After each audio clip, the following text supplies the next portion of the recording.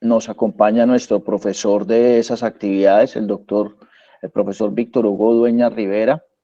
Él es profesor titular especialista en docencia universitaria de la Facultad de Salud y es un experto en docencia, en pedagogía, y decidimos llamar la conferencia Educación Médica, Debates y Reflexiones. Esperamos que sea de bastante beneficio para todos y obviamente la grabación se compartirá para los demás compañeros que la deseen y que no hayan podido asistir. Esto pues ustedes saben que se comparte a varios grupos, no solo de cirugía pediátrica, sino de otras universidades, no solo de la Universidad del Valle. Profesor Dueñas, buen día y muchas gracias por haber aceptado la invitación a este encuentro de conferencia internacional que hacemos el último miércoles de cada mes. Muchas gracias. Muchas gracias, profesor Luis Mauricio. Un saludo muy especial a profesoras y profesoras que se han unido. Para este día, no sé si, profesor Luis Mauricio, como somos pocos, ¿de dónde son los profesores? Pues conozco a alguno de ustedes, la profesora Iliana. Un saludo especial, profesora. Estoy como siempre muy Profesor atenta a Hugo, todas estas invitaciones. Víctor Hugo, qué rico escucharte. Listo. Entonces, no sé si una presentación corta de los profesores se la hace el profesor Luis Mauricio o rápidamente los profesores dicen de qué áreas son. Ya ustedes Bien escucharon pueda, mi nombre, doctor Víctor Hugo Dueñas, Pedro soy profesor Villamizar. de la Universidad del Valle. Listo. Muchas gracias al profesor Víctor Hugo. Ya tengo referencias suyas. Yo soy Pedro Villamizar, soy cirujano pediatra, fundador y creador del programa de medicina de la Universidad Javeriana aquí en Cali. Y pues obviamente mi golosina es la academia y la docencia. Muchas gracias, doctor Figueroa, por Muchas haberme gracias. invitado a esta importante conferencia. Gracias. Doctor Gutiérrez, bien pueda. Buenos días, mi nombre es José Gutiérrez, yo soy cirujano pediatra de la ciudad de Barranquilla, trabajo con las universidades Simón Bolívar y la Universidad del Norte de Barranquilla. Un placer estar con ustedes. Gracias. Los demás ya los conoce los profesores. Está el doctor Juan Pablo Troches, que es residente de tercer año de cirugía de la Universidad del Valle. María Antonia Quintero, que es nuestra interna que está rotando por una rotación electiva de cirugía pediátrica. Y Ana María Molinares es la residente que está rotando de pediatría con nosotros en estas 3 semanas. Ya pues al doctor José Luis sí lo conoce del curso que estamos y al doctor Diego Palta, que es nuestro jefe de la sección de cirugía pediátrica. Listo, muchas gracias, profesor Luis Mauricio. Bien, muchas gracias por la invitación a esta conferencia. Realmente, y que como dice el profesor Luis Mauricio, la titulamos Educación Médica, Debates y Reflexiones, porque realmente en 40 minutos que puede durar la conferencia para que haya un tiempo de preguntas y de reflexiones, pues más bien es como un abrebocas de lo que podemos aquí discutir y de pronto, si ustedes así lo quieren, pues ya lo estamos haciendo con el Departamento de Cirugía Pediátrica, pues podemos organizar unos encuentros más personales para avanzar en estos temas con los profesores, sean de la Universidad del Valle o no, que me contacten. El correo electrónico se los dejo ahora al final de la conferencia.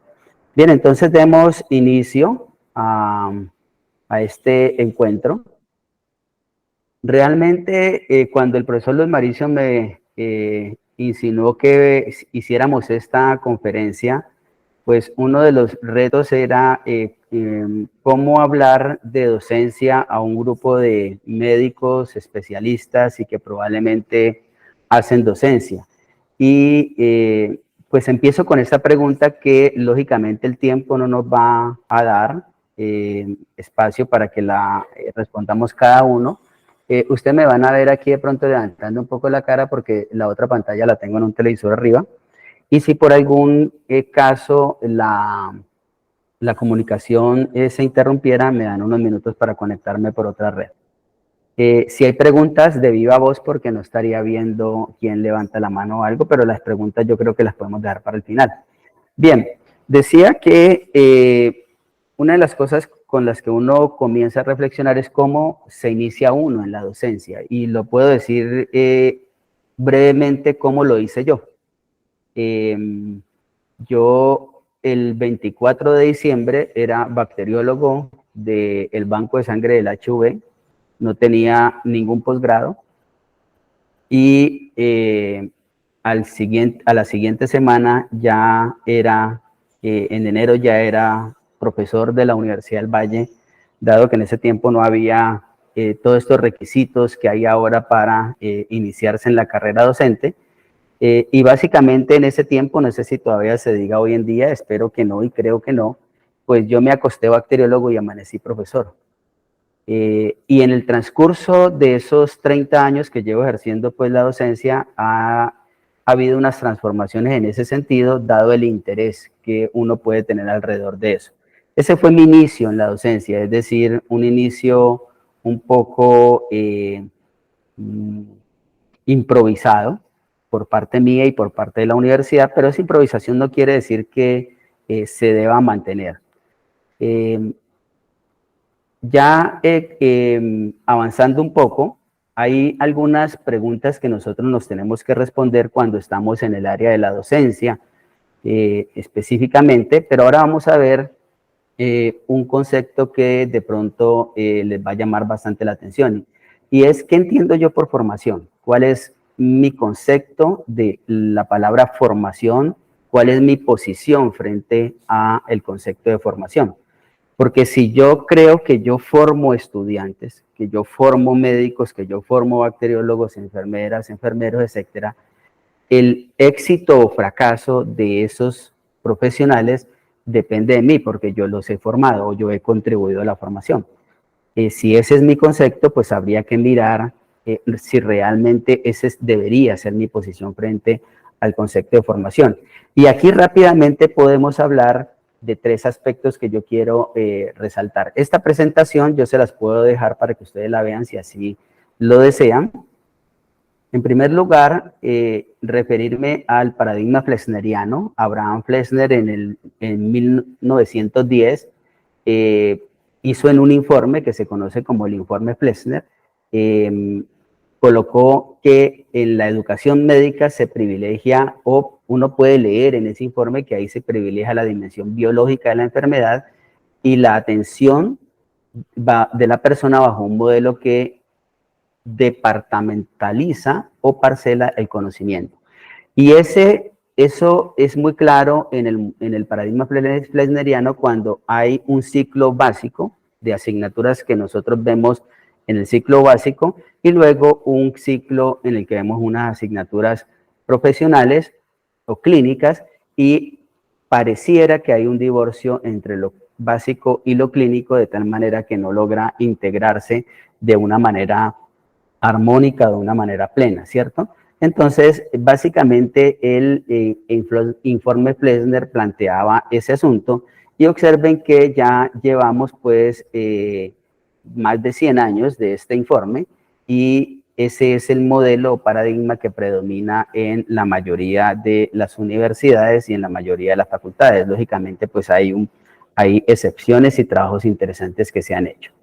El otro asunto es hablar sobre la Declaración de Edimburgo, que fue la Conferencia Mundial sobre Educación en 1988, y ahí ya en esa Declaración de Edimburgo se dice que la salud o la educación médica debe integrar su promoción, la prevención y los problemas comunitarios, y también integrando los valores éticos y morales, las habilidades de comunicación y el profesionalismo. Es decir, que nosotros debemos como profesores desarrollar métodos activos, autodirigidos para promover la capacidad que tienen los estudiantes de aprender y de comunicarse. Eso básicamente es lo que podría uno rescatar de la Declaración de Edimburgo, lo que nos va llevando a reflexiones sobre qué entiendo por formación y cuál es mi posición frente al concepto de formación. Y por último, ya el modelo o el paradigma crítico que tiene en cuenta que hay factores políticos, económicos, sociales que determinan los procesos de salud e enfermedad. Muchos de los programas académicos de hoy en día se dicen tener un modelo o un paradigma crítico social constructivista, pero habría que ver cómo se equilibra este paradigma con el modelo flexneriano que todavía mantenemos en el diseño curricular y microcurricular. Voy a admitir a alguien aquí, permítanme. Listo. Entonces, bajo estas preguntas de reflexión, la última que cuando yo pregunto en cualquier espacio que estoy con profesores, si creemos que los estudiantes aprenden todos al mismo ritmo y de la misma manera, la respuesta 100% unánime es que no creemos eso. Pero sin embargo, nuestro actuar en términos generales pareciera ser que creemos que los estudiantes aprenden de la misma manera y al mismo tiempo. Ya avanzando con la presentación, nosotros podemos identificar que el médico tiene implícitamente una identidad de maestro. Y una identidad de maestro, no de profesor ni de docencia, sino una identidad de enseñar, bien sea que enseñe en universidades o que enseñe en comunidades para efectos de el cuidado de la salud. Y entonces yo podría representar esa identidad del médico en estos tres, en esta gráfica de 3 o 4 triángulos, en el cual aquí está el médico y hay una identidad o unas funciones de asistencia que todos los profesionales de la salud, y hablando pues de los médicos en particular, la hacen muy bien, es decir, el ejercicio de la profesión, dar asistencia al enfermo, dar prevención, promoción. Hay también muy buena, un muy buen desarrollo en investigación, bien sea porque el médico consume mucha literatura que es producto de la investigación, o porque hay una gran mayoría de médicos que investigan en sus áreas disciplinares, pero esta parte de la docencia es la menos valorada del ejercicio médico. Y como decimos aquí en esta cita, que no es mía, si ustedes hacen clic, pasan el ratón por aquí, podrían ver la referencia. La identidad del médico contiene implícitamente la identidad del maestro. La idea es cómo logramos equilibrar estas tres identidades para hacer un mejor ejercicio. También quiero mostrarles para la reflexión este modelo TEPAC. El modelo TEPAC se aplica al médico, pero se aplica a cualquier tipo de profesional. Y lo que menciona este modelo es que nosotros tenemos 3 tipos de conocimientos. Un conocimiento disciplinar, por eso estamos en la universidad, por eso estamos enseñando la asignatura que nos corresponde enseñar, el área disciplinar, porque tenemos ese conocimiento. Tenemos deberíamos tener un conocimiento pedagógico, es decir, de la pedagogía, y deberíamos tener un conocimiento tecnológico. Si nosotros vemos las intersecciones de estos círculos, aquí habría un conocimiento tecnológico disciplinar, es decir, toda la parte de tecnología que el profesional aplica para el ejercicio de su profesión. Por ejemplo, si es radiólogo, entonces un equipo de rayos X, en el caso de los bacteriólogos, una serie de equipos. Ese sería el conocimiento tecnológico disciplinar. Si yo me paro aquí, tengo el conocimiento tecnológico pedagógico, es decir, identificar dentro de las tecnologías de comunicación, información y otras tecnologías, qué es lo que es vital o esencial para el proceso de enseñanza-aprendizaje. Y aquí sería el conocimiento pedagógico disciplinar que hace referencia a cómo se enseña esa disciplina. ¿Cuáles son las mejores maneras de enseñar, o mejor, para corregirlo? Porque debemos enfocarnos en el estudiante o en el aprendizaje, cuáles son las mejores maneras en las que se aprende esa disciplina. Y nosotros nos estaríamos situando aquí como profesores de una universidad que enseñan en salud.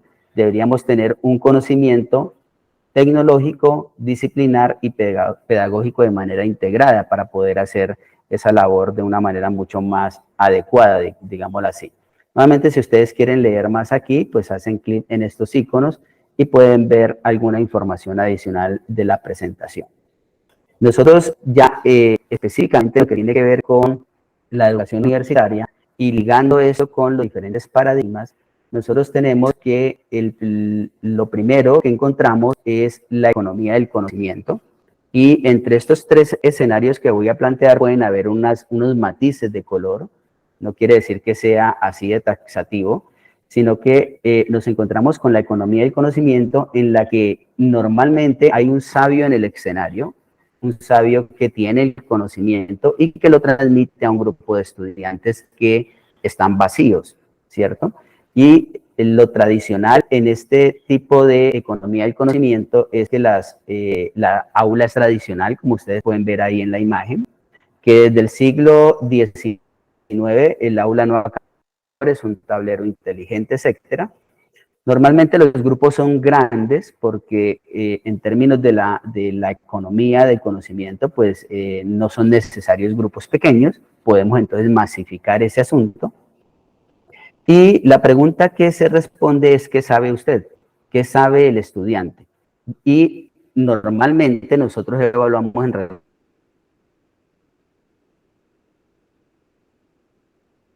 relación con eso. Lo siguiente es que le preguntamos. Entonces, esta situación de economía del conocimiento es muy dada de la educación conductista, ¿cierto? Y luego vamos a ver nosotros la economía del mercado, en términos de la educación superior, en la que ya podemos ver que hay unos expertos que tienen un conocimiento, hacemos de tutores o de guías al lado de ese estudiante para que de alguna manera haya un proceso de imitación de ese saber experto. Aquí ya los grupos son pequeños, podrían ser grupos más pequeños de ese proceso de imitación. El aula es diversa, no solamente en los intramuros de la universidad, sino en el ambiente hospitalario. Y la pregunta que se responde es: ¿qué puede hacer usted? ¿Qué puede hacer el estudiante con eso que conoce? El tercer punto es el desarrollo social sostenible, en el cual ya reconocemos dentro de un paradigma crítico social, ¿cierto?, que la edad es más amplia de lo que nosotros nos imaginamos. Los escenarios en los cuales el estudiante aprende no solamente están dentro de la universidad ni en el ambiente hospitalario, sino que trasciende a las comunidades, tanto rurales como urbanas, al sitio donde la gente trabaja. Y aquí hay una serie de tutores y pares. Reconocemos que los profesores somos tutores, los estudiantes entre ellos también pueden aprender, y hay una gran comunidad educativa que aporta ideas, soluciones, creaciones. El aula es diversa, la enseñanza es diferenciada, no quiero decir que sea enseñanza personalizada, y la pregunta que se resuelve es: ¿qué puede usted crear o qué puede usted resolver? Y en ese sentido, pues nosotros podríamos decir que, como les dije al comienzo, que en el intermedio de estas economías hay unos matices. Nosotros tendríamos que reflexionar en qué estamos, o estamos en un intermedio entre esta y esta, o entre esta y esta. Lo cierto es que a medida que se avanza desde la economía del conocimiento al desarrollo social sostenible, cambia el perfil de egreso del estudiante, se incrementa ese compromiso del estudiante con su perfil de egreso, y entonces, ¿por qué traigo yo a colación esto del perfil de egreso? Porque es necesario conocer el perfil de egreso de los estudiantes o de las disciplinas en las cuales yo enseño. Muchas veces me llaman, no digo que me llamen específicamente a mí, sino que llaman al profesor para que dé una asignatura, pero al profesor no le envían el perfil de egreso de ese estudiante de medicina, de enfermería, de odontología, no se lo envían. El profesor da los contenidos de una asignatura o los ejes prolémicos de una asignatura, pero normalmente no tenemos en cuenta ese perfil de egreso para mirar de qué manera lo que se está ofreciendo en ese curso se está desarrollando, cumple con ese perfil de egreso. Y más allá aún, ese perfil de egreso, cuando nosotros lo planteamos para cualquiera de las profesiones, para cualquiera de los programas académicos, pues debe tener una coherencia, ¿cierto? Y no solamente lo desconocemos como profesores, porque muchas veces queda en un documento que se llama proyecto educativo del programa, que luego no vuelve a ser consultado, sino que también tendríamos que estar reflexionando permanentemente qué tan coherente es ese perfil de egreso con las tendencias de la profesión y el nivel de formación. En algunas ocasiones podemos estar dando contenidos o aspectos de posgrados a estudiantes de pregrado, y no quiere decir que eso sea malo, sino que si yo estoy dejando por fuera elementos del pregrado que están en ese perfil, no tendría por qué estar dándolos de posgrado. Tenemos que mirar si es coherente con la formación integral. Esta formación integral que a veces todavía hoy en día los estudiantes dicen que son las asignaturas de relleno, que la asignatura de ética, de socioantropología, cualquier tipo de estas asignaturas que tienen que ver con las ciencias humanas, pues son de relleno. Y en esto estamos perdiendo el año, el sistema educativo, porque resulta que tenemos unos muy buenos profesionales egresados de muy buenas universidades, pero que definitivamente son corruptos. Es decir, basta ver con lo que sucede en la política colombiana, ¿cierto? En la que todos estos personajes que nos dirigen son muy formados en términos profesionales, pero en términos de formación integral, pues se deja mucho que desear. También si es coherente con la política formativa institucional, con las normatividades que rijan esa disciplina. A nosotros nos rigen dos ministerios o dos normatividades, las que expida el Ministerio de Educación y las que expida el Ministerio de Salud. Tenemos que ver si ese perfil de egreso es coherente con los problemas locales y nacionales, porque finalmente estamos haciendo ese proceso educativo en relación con, permítame, yo admito aquí a alguien, estamos haciendo ese proceso educativo en relación con unos problemas locales y nacionales que es necesario que se resuelvan. Hay una inversión social ahí en ese sentido. Y por supuesto, pues estamos educando teniendo en cuenta unos retos internacionales. Pues en esto podríamos decir mucho más, pero pues el tiempo es breve y son como dejar algunos aspectos para la reflexión, para futuros encuentros, ojalá. Lo otro que ya el ministerio nos puso a hablar desde el 2019 es lo de los resultados de aprendizaje. Normalmente nosotros, y todavía veo sílabos, y ya no hablamos de sílabos, sino de microcurrículos, todavía veo que le entregan a los estudiantes esos sílabos con objetivos, y los objetivos son del profesor, los objetivos son de la enseñanza. Los resultados de aprendizaje son del estudiante. Y entonces es necesario cambiar ese lenguaje, porque así me hago yo consciente y se hace consciente el estudiante que lo que hay que evaluar permanentemente es si tiene o no tiene el resultado de aprendizaje, en qué nivel de logro lo tiene, pero también cuáles son las actividades académicas que yo propongo para que ese estudiante logre esos resultados de aprendizaje. Y entonces el ministerio define resultados de aprendizaje como desempeños integrales frente a retos profesionales en contexto. Esas definiciones pues quedan ahí, avancemos un poco. Y de la misma manera que el perfil de egreso es coherente con ciertos aspectos, los resultados de aprendizaje del programa académico, llámese medicina o cualquier otro programa, debe ser coherente con ese perfil de egreso. Por eso es necesario que yo conozca el perfil de egreso para poder plantear resultados de aprendizaje del programa coherentes con ese perfil de egreso. Deben ser coherentes con la formación integral que se le va a dar a esos estudiantes o las posibilidades de formación integral que se le van a dar, con el contexto en el que estamos actuando y con las actividades formativas que son las que tienden a que se logren esos resultados de aprendizaje. Sobre esto voy a volver en unos minutos. lo que quiero resaltar es que debe haber una coherencia de los resultados de aprendizaje del programa con el perfil de egreso. Por lo tanto, hay un segundo elemento que como profesor yo debería conocer. El primero es el perfil de egreso y el segundo son los resultados de aprendizaje de ese programa académico. Para que cuando yo vaya a realizar mi curso, para cuando yo vaya a ofrecer el curso que me están pidiendo que ofrezca a los estudiantes, yo pueda redactar resultados de aprendizaje de mi curso, que deben ser coherentes con los del programa y coherentes con el perfil de egreso.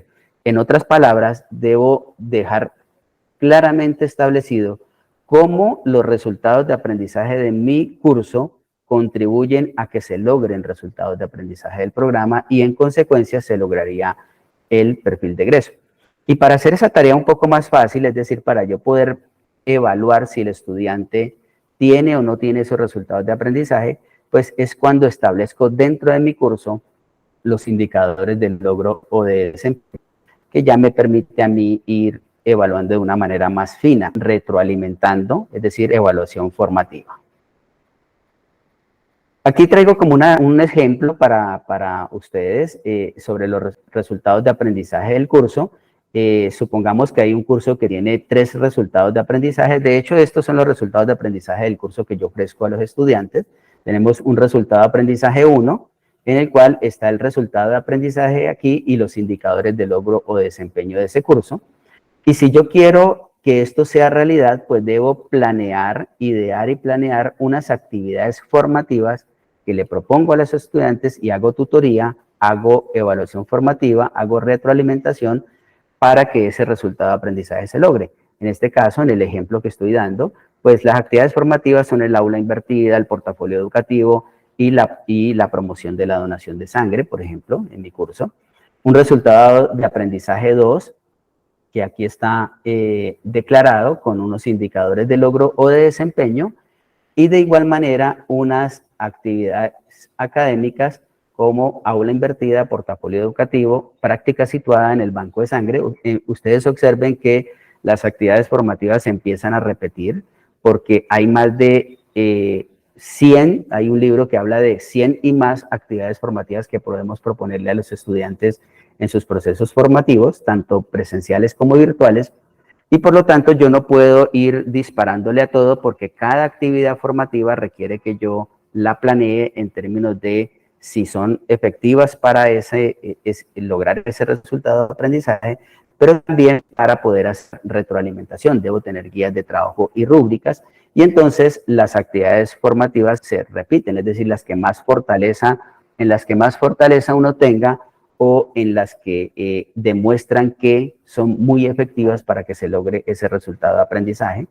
Aquí tenemos un resultado de aprendizaje 3, con unos indicadores de logro de desempeño, y de la misma manera unas actividades formativas, proyecto de aula, portafolio educativo y aula invertida. Estoy admitiendo personas, por eso ustedes me ven mirando hacia arriba. Bien, entonces, ¿cómo es la redacción de esos resultados de aprendizaje que a veces nos cuesta bastante trabajo redactar los resultados de aprendizaje de mi curso? Y cuestan trabajo redactarlos porque en primer lugar debo conocer muy bien los resultados de aprendizaje del programa y el perfil de egreso. Eso me facilitaría a mí bastante la tarea en términos de educación. Pero hay una estructura de esos resultados de aprendizaje que se toma de la literatura, que en primer lugar dice que debe iniciar con un verbo, que es la acción que el estudiante debe realizar durante el proceso formativo, y lo que se pide es que eso denote procesos complejos de pensamiento, es decir, que no privilegiemos la memoria, el que el estudiante aplique, que el estudiante conozca, sino procesos más complejos de pensamiento, por ejemplo, que el estudiante argumenta, que el estudiante explica, que el estudiante compara, ya que esos procesos más complejos de pensamiento incluyen esos procesos menos complejos de pensamiento. Entonces, la idea de la utilización de esos verbos es que sea de esa manera. Tenemos que el resultado de aprendizaje debe tener un objeto o contenido, quiere decir que es el área donde el estudiante va a aplicar ese conocimiento. es decir, la acción en la cual él deja evidencia. Esa área, ahora podemos dar algunos ejemplos si es preciso. El contexto identifica dónde el estudiante va a realizar la acción, bajo qué condiciones el estudiante dará cuenta de su desempeño. Por eso es importante ir un poco más allá de los resultados de aprendizaje del curso y redactar unos resultados, unos indicadores de logro o de desempeño. Y por último, aunque no toda la literatura que uno consulta lo menciona, para mí es fundamental que el resultado de aprendizaje lleve el propósito o finalidad, es decir, el uso que el estudiante le dará a lo aprendido en diferentes escenarios.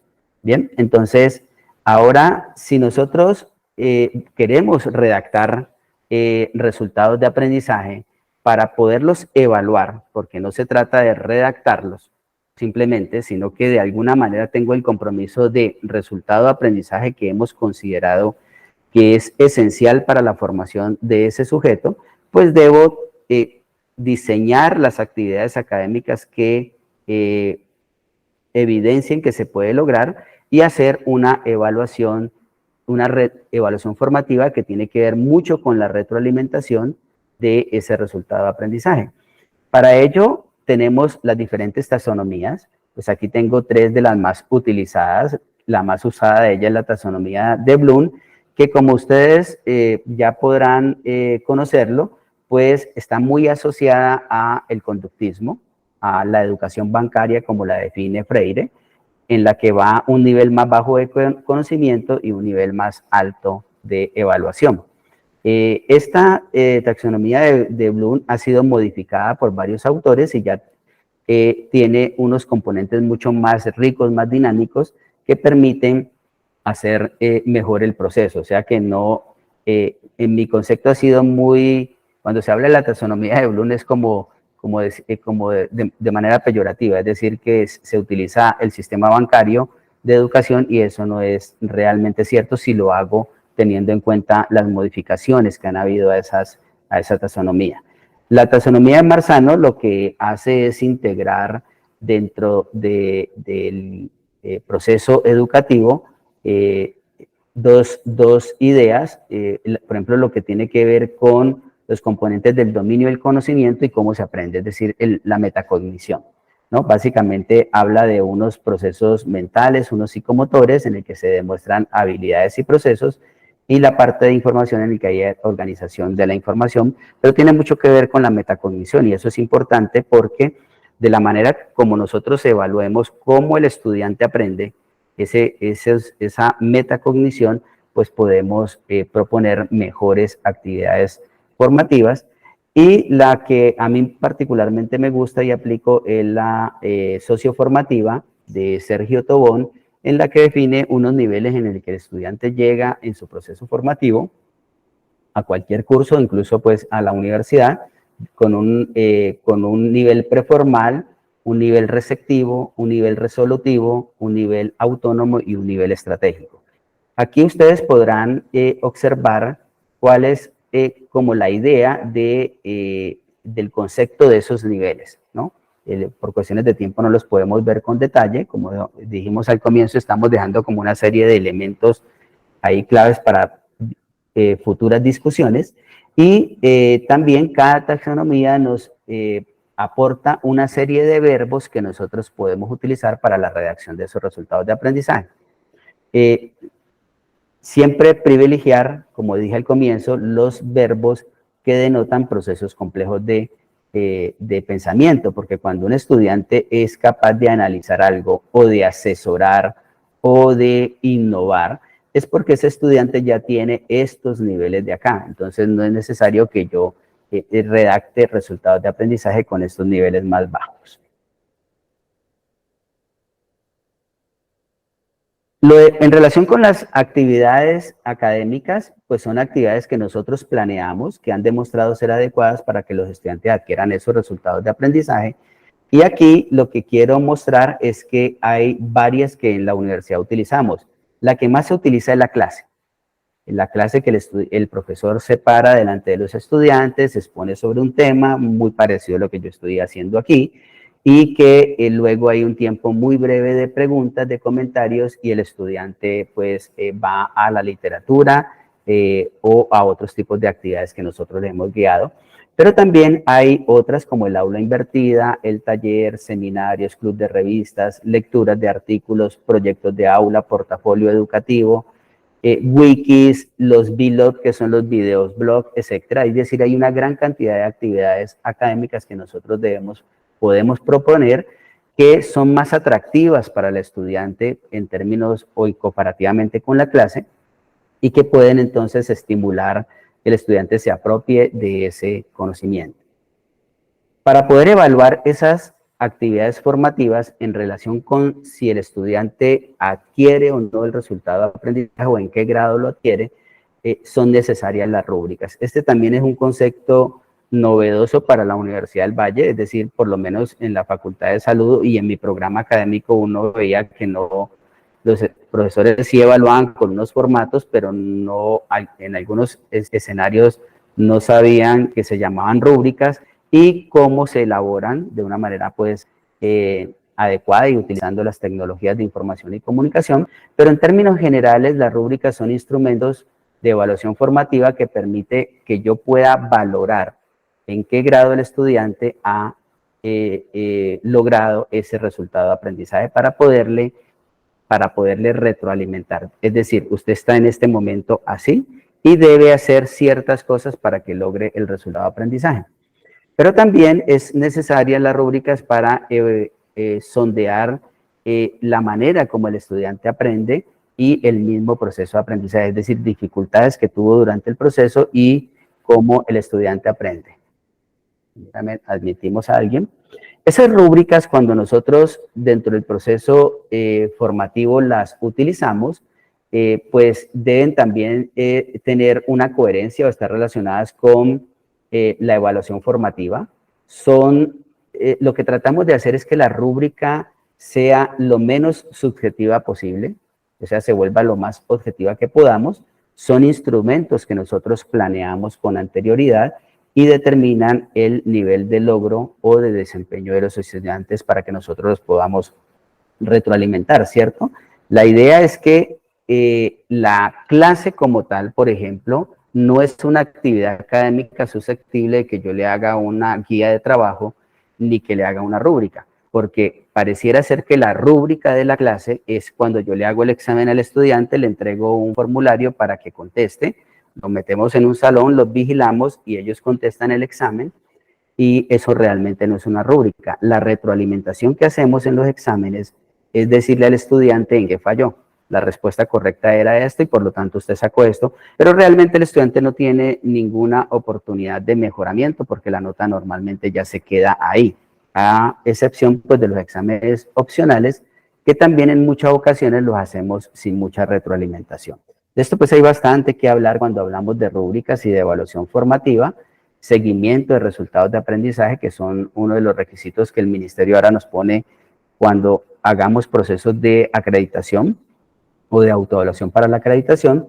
Y aquí mencionar solo 4 ventajas del uso de la rúbrica, ¿cierto? Aportan claridad y transparencia en el proceso de evaluación, es decir, no hay sorpresas. Si la rúbrica la diseñé mal, pues en el proceso en que la aplico puedo yo mismo retroalimentarme con lo que los estudiantes me están diciendo y diseñar una mejor rúbrica para una próxima ocasión. Es decir, no hay sorpresas para los estudiantes. Están los criterios de evaluación, son claros y precisos, permiten a los profesores saber de antemano las condiciones que hay en el curso y se reduce así mucho la subjetividad. Las rúbricas generan en los estudiantes expectativas de aprendizaje. Cuando yo le digo a mis estudiantes, tenemos la actividad de portafolio educativo, usted quiere sacar la máxima nota, porque a ellos les interesa mucho la nota, en esta actividad sitúese en la rúbrica en el que está el mayor porcentaje de logro y vea lo que tiene que hacer, vaya a la guía de trabajo y haga eso. Yo estoy para tutorear su trabajo y lógicamente eso le crea al estudiante una expectativa en relación con el aprendizaje. También responsabilizan al estudiante de su aprendizaje. Recordemos ahora la política institucional de la Universidad del Valle y en muchas otras universidades, porque aquí tenemos profesores de otras universidades, es que el estudiante debe ser responsable de su aprendizaje, de aprender a aprender. Entonces, la rúbrica logra eso porque yo le muestro al estudiante que le estoy dando unas actividades académicas formativas, planeadas, estructuradas, le estoy retroalimentando qué tiene que hacer en relación con un nivel de logro que le he dado, que le digo según la rúbrica, usted está aquí, y qué podría hacer para avanzar en ese proceso, en tener ese resultado de aprendizaje, y permiten la autoevaluación, la coevaluación como parte de ese proceso de evaluación formativa. Es decir, no podemos pensar si no fomentamos mucho la autoevaluación del proceso, uno no puede decir que esté centrando el proceso en el aprendizaje o centrando el proceso en el estudiante. Finalmente, el estudiante es el que puede dar cuenta con una rúbrica muy objetiva de si ha aprendido o no ha aprendido. Y la autoevaluación entonces se hace innecesaria. Pero también es necesaria la autoevaluación de los pares. Sí, profesora Iliana, la presentación ahora la coloco en el chat. Bien, eso era profesores, profesoras. Como decimos, una conferencia a veces no permite mucho detalle, pero la idea es que estoy aquí copiando el enlace para colocarlo en el chat y que ustedes puedan acceder a la presentación. La idea es que si ustedes quieren que avancemos sobre aspectos muy específicos de esto, pues mi correo electrónico lo voy a colocar también en el chat y quedamos pendientes. Ahora pasamos a las preguntas. Profesor Pedro Villamizar, y ya modera usted, profesor Luis Mauricio. Muchas gracias nuevamente, profesor Figueroa, por la invitación y al profesor Víctor Hugo por su excelente presentación. Yo creo que la hizo muy sencilla para la complejidad que tiene el tema, en el sentido de que, y yo creo que mandó el mensaje muy claro, que lo que yo percibo, y simplemente quisiera reforzar algunos poquitos conceptos de lo que usted ha mencionado, profesor Víctor Hugo, y se refiere específicamente al rompimiento del esquema flesneriano que venían aplicándose todas las facultades de salud y específicamente medicina en el mundo. Y esto se da sencillamente para llegar y lograr un mayor aprendizaje, una mayor apropiación de competencias que ellos pudieran generar en su formación. El segundo punto que resalto, profesor, de lo que usted ha mencionado, que lo ha tocado en muchos de los aspectos, es la educación, el cambio de 360 grados, donde la educación ya va a estar centrada en el estudiante y más no en el docente. Yo creo que ese concepto es muy importante y allí es donde vienen las diferentes dinámicas desde el punto de vista pedagógico que uno tiene como profesor en el área de la salud, como es que usted lo mencionaba muy bien, no solamente restringirse a la conferencia, a la charla, sino obviamente otras actividades como los seminarios, el aula invertida, el juego de roles, por ejemplo. O sea, hay una gran cantidad de estrategias pedagógicas que uno puede utilizar y que finalmente, pues, obviamente conllevan a un mejor aprendizaje. Y el tercer concepto que me parece muy importante, que usted lo mencionó y lo mencionó, fue la primera frase que usted lo dice muy claramente y que todos lo hemos vivido, es que nos acostamos residentes y amanecimos docentes. ¿Por qué? Porque el último día de la residencia a uno lo despiden y ya no es residente y al otro día ya lo nombraron instructor, como nos ha pasado absolutamente a todos. Y aquí simplemente para dejar el mensaje que obviamente uno tiene que tener unas características personales innatas para ser docente, para transmitir el conocimiento en muchas áreas, pero que al mismo tiempo exige una formalización.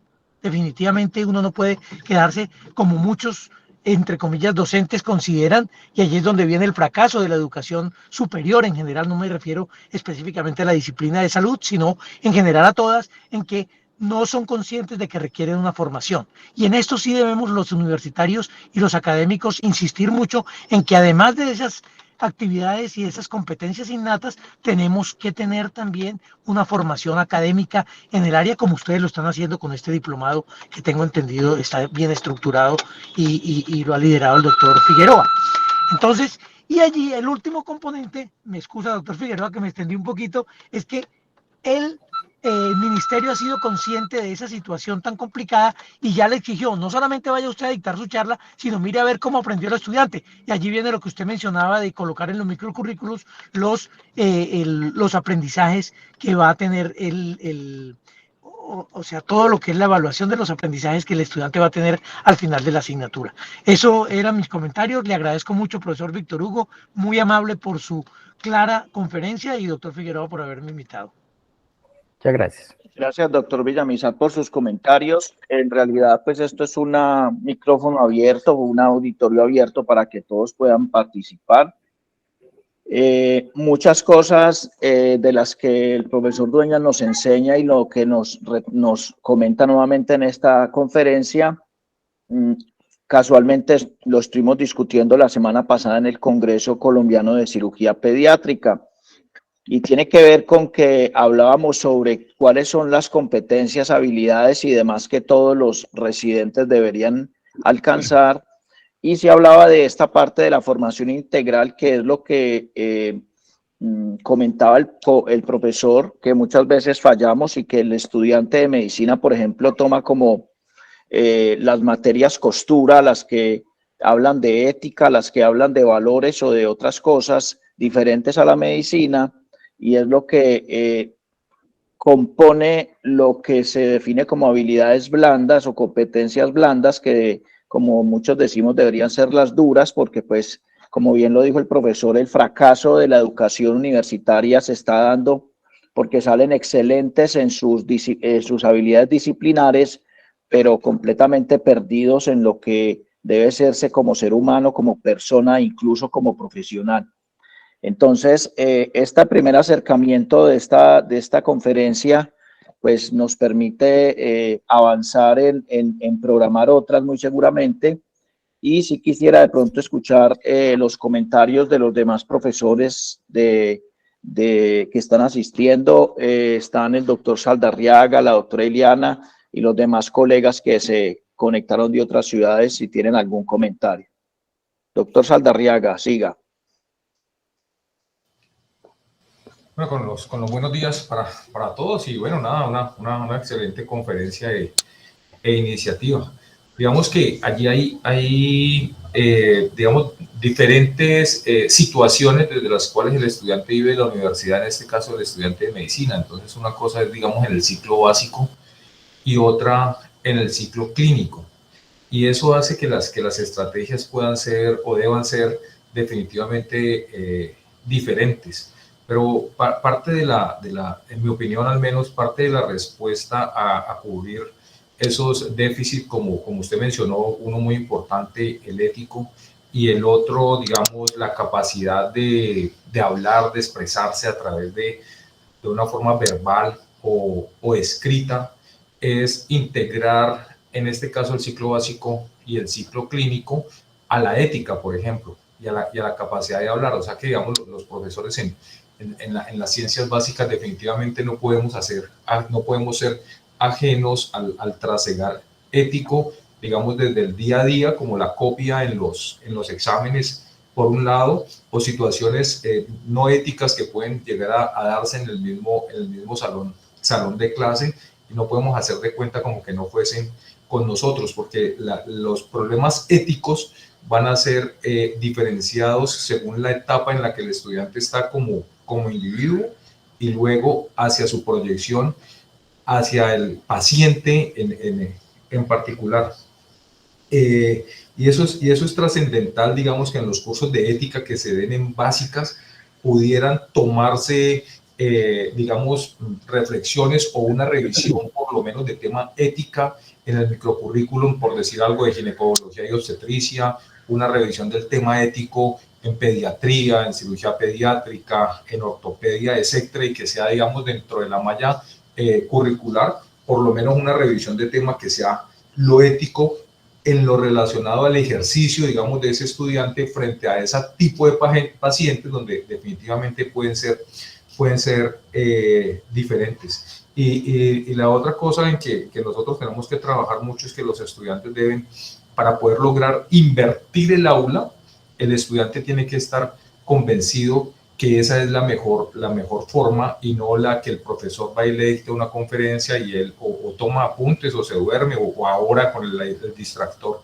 pues del celular y muy poco le va a quedar en su cabeza. Entonces tenemos que trabajar mucho en que el estudiante se prepare para llegar a la conferencia o a la revisión del tema con más conocimientos y así se puede llegar a interactuar, pero el trabajo que hay por hacer para llegar a esos buenos modelos, yo creo que todavía es una oportunidad para lograrlo, todavía hay bastante por hacer. Gracias.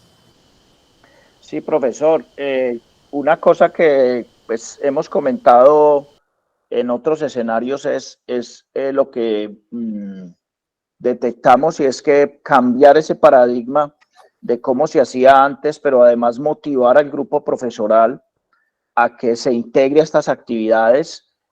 Si esta es una conferencia de cirugía pediátrica, duplicamos o triplicamos el auditorio, pero cuando es una conferencia sobre pedagogía o sobre educación, sobre enseñanza, esto se reduce y eso hace que sea muy difícil. Hablamos a veces con el doctor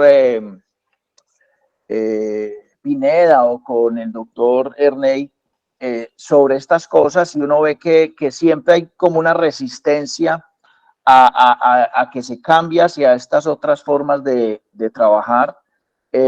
Una cosa que se desarrolló en el Congreso, por ejemplo, la semana pasada, es que después de terminar los temas, la discusión se hizo unos paneles de bioética sobre los temas que se estaban tratando, y eso generaba unas discusiones muy diferentes, porque ya no era sobre la técnica quirúrgica o sobre los resultados o sobre las complicaciones, sino sobre este abordaje de los problemas de una manera diferente.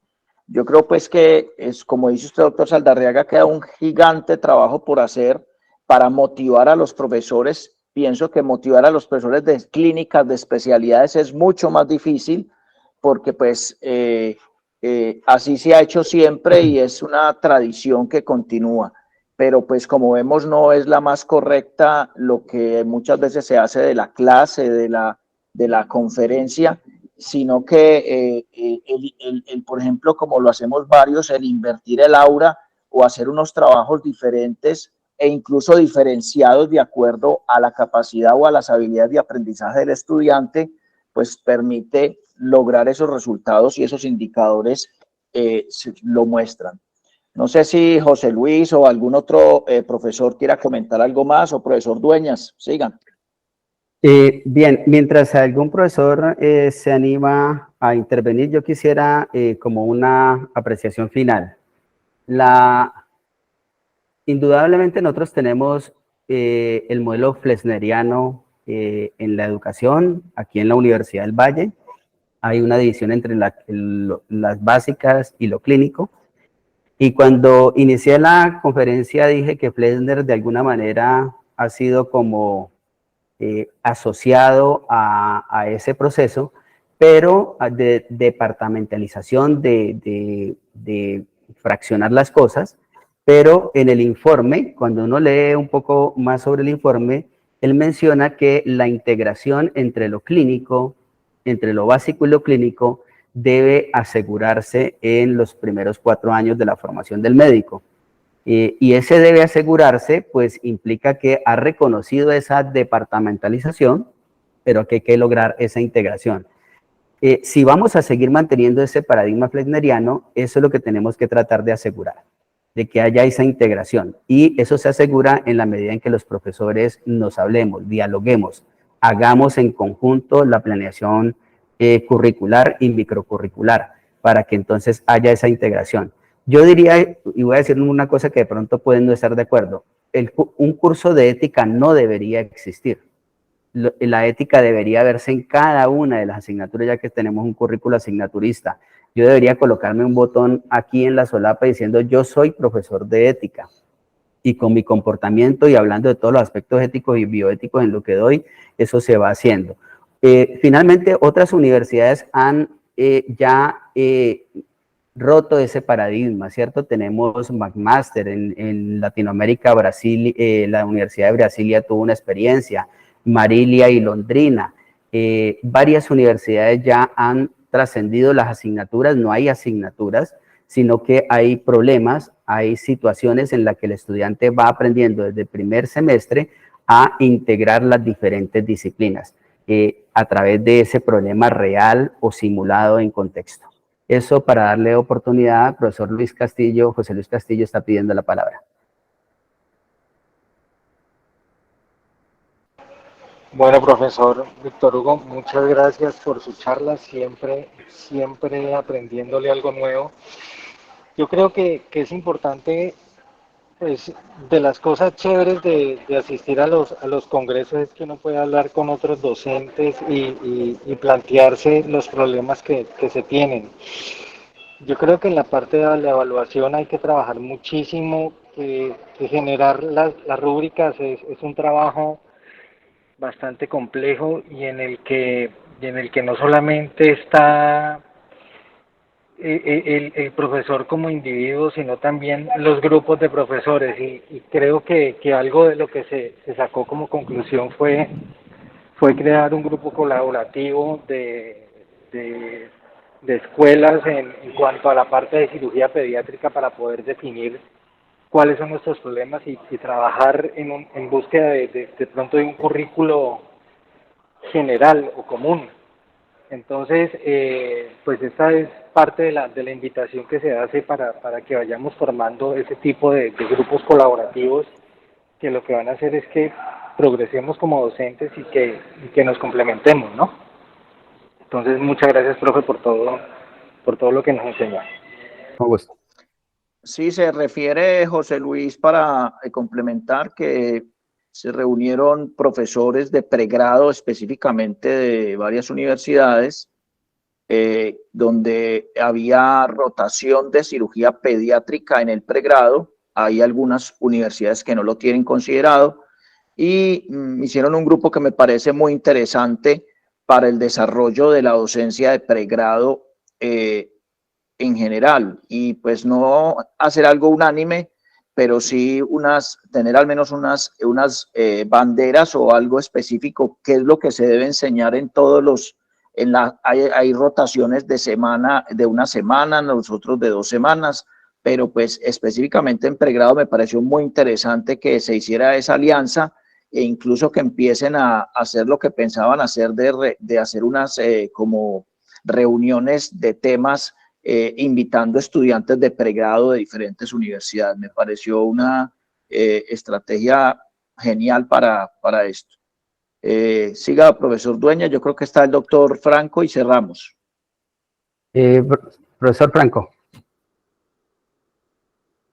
Gracias. ¿Me escuchan? Sí, doctor. Ok, no, creo que nos queda poco tiempo.